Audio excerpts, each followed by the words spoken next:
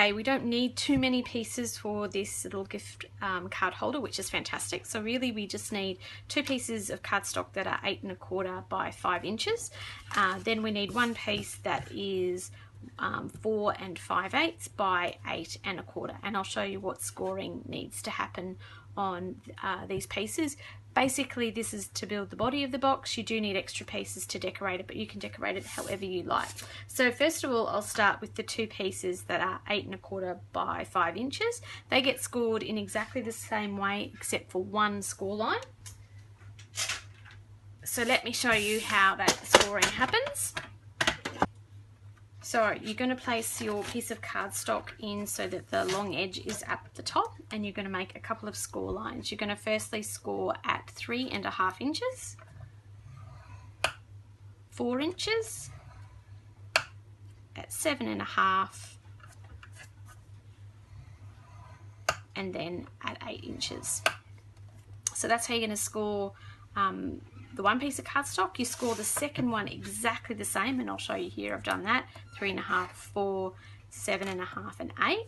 One of them you're going to turn and score a 1/2 inch with the small thin panel facing towards you, which I've already done on this piece here. I've scored the 1/2 inch with the thin little panel facing the end towards me. For this second piece, I'm going to turn it so that the thin end is facing away from me and score at a 1/2 inch. The reason you do that is just so that you've got 2 pockets for the inside of the box that allow you to have different angles for the 2 inside pockets. So you can see here on this 1 piece, I've already done some cutting, and I've done a few extra little lines here that I've drawn.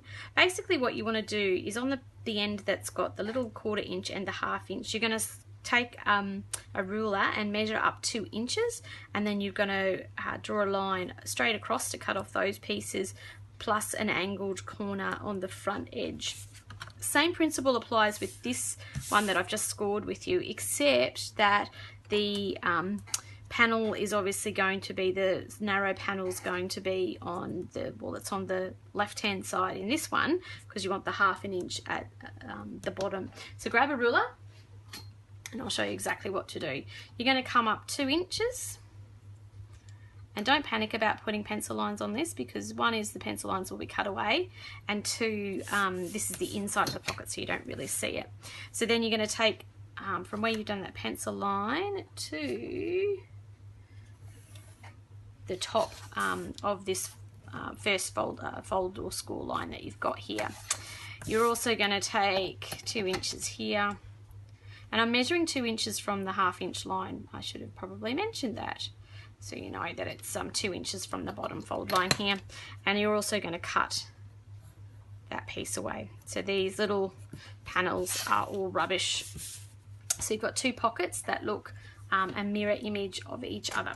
So really easy to do. So I'm going to get some scissors now and show you the bottom cuts in this piece of this panel here. Basically, I just take away some little angles here to give the cardstock room to fold. Now you can just use your scissors to cut across the front here, which I'm going to do in this little example. I will get my cutting blade out to cut that one, because that's a bit too long for me to do with scissors in case I am a bit wonky. And you're just going to basically cut up into here. Same on this one, like that. And then you're just going to angle the ends away as well. Oh no, you're not on this one, sorry, apologies, but you do need to cut this side. So basically you've just got little angled middle tabs for both of those. I'll cut this one across here, angle that one, and then just grab my cutting tool out to get that angle cut. So just with my cutting tool, I'm going to put the cardstock in here. I am going to fold that little piece up and out of the way so that it's not going to get cut off. And then I'm going to line up the groove in my cutting tray from the top mark that I've made there through to this bottom edge here. Start with my blade up the top, and then I'm just going to cut down. I don't try and force it all the way. If whatever last little bit that I might have there, which might just be a little bit that's hanging on, I'll just grab my scissors and finish that off, just so that I make sure that I don't cut into that very front panel. So you just want to remove it like that. So the same thing with the other side. Again, fold up that little panel so that you don't cut it off. Line it up in the groove. That pencil mark there. There we go. That one cut away a little bit easier. So there are your two inside panels for the box, and I'll show you how to assemble these now. Okay, a little bit of tear and tape time. So I'll show you on these ones what you need to do. You need to fold along all of the vertical score lines that you've got there. You can use a bone folder if you want, but I'm going to be really quick today and just do the folds with my fingers, and then fold in all the bottom 1/2 inch ones like that. So you can see we're making these little pockets. Same on the other side, you'll fold along all of the score lines to create the second pocket, and folding the 1/2 inch panels under to give you your base. Okay, so a couple of places for score tape on these. With the folds facing up like that, you're going to have a piece of tear and tape that goes across the end little 1/4 inch tab here. Now if you're using anything other than Australian A4 cardstock, you can make your panels a little bit wider than 8 1/4 so that you can get a wider tab to glue at the end, but our cardstock is 8 1/4 inches wide, so I just wanted to be able to cut my 2 pockets from a piece of A4 cardstock, so that's why I've got the measurements that I've got. And then what you want to do is this panel here that's attached to the plain bit that we haven't touched, it gets a bit of tear and tape along the bottom there as well. Okay, so that's basically one pocket. I'll show you on the other. Okay, so that's basically all the tape that you need, and I'll show you how to put these guys together. So I start by taking off the end little bit of tape there, just making sure that all the tape's tucked away, and then fold that one in, and then you should be able to nicely line up the edge of this panel with that side pane like that. Should fit nicely in there. You get my bone folder and just push it down nicely like that. So that's the first one. That's really easy to do. The second one, I'm going to get my paper piercer to just remove the tear and tape that we put on there. Place that to the inside.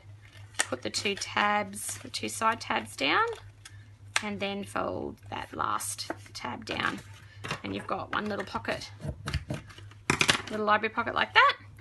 Same thing on the other side.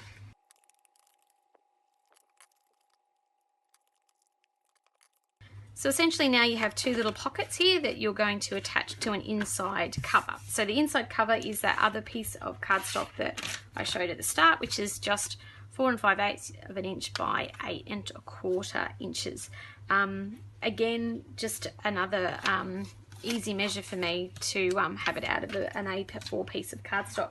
This one also just needs 2 score lines. So with your cardstock in with the long edge to the top, the 2 score lines you're going to do are 3 5/8, which is just the one little tick mark past the 3 1/2, and then 4 3/4.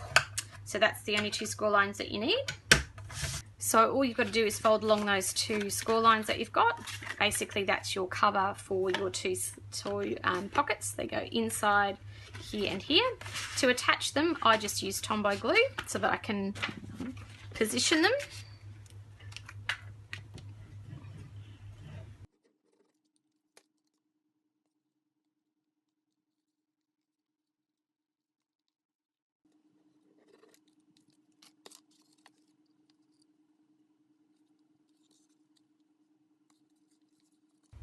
So basically you can come and create little inside panels like I've done for the other version of this box, or you can leave them plain, you can stamp them. If you're going to stamp them, do that before you assemble your box. But basically, I'm not going to give you the dimensions for all of that. You can just basically take 1/4 inch or 1/2 inch, whatever the matting size is that you want.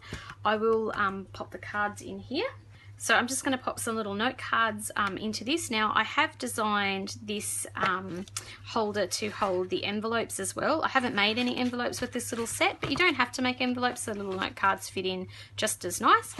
So then you just want to decorate. So it closes up like that. You just want to decorate the front. This time I'm going to decorate on the side. So I've already got a little side panel here that I've gone ahead and created for the top of the box, just like that, to reflect what's on the inside. So I will give you the dimensions for this. I've actually got a piece that's 4 1/4 by 3 1/4, and then a smaller piece that's 4 by 3 inches, just to do the decoration. So to tie it together, you could use a belly band, but I'm just going to use a bit of ribbon. So I'm just going to put this around the center of the box before I put the panel on the top, just with some tear and tape.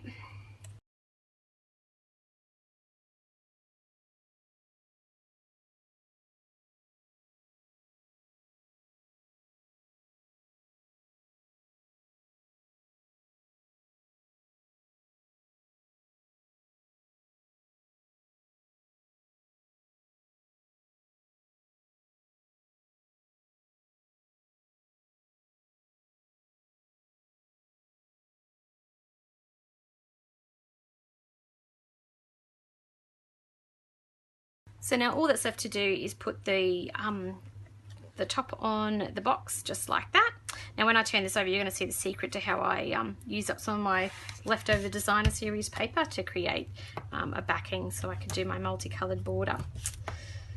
So it's a bit of a secret that even my retired DSP gets another lease on life when I'm creating little 3D projects and need a bit of backing paper.